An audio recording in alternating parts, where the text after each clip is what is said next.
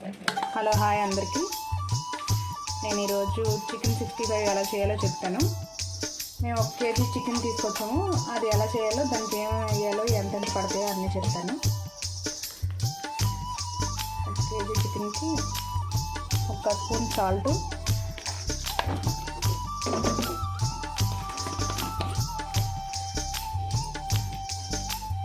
కొంచెం పసుపు,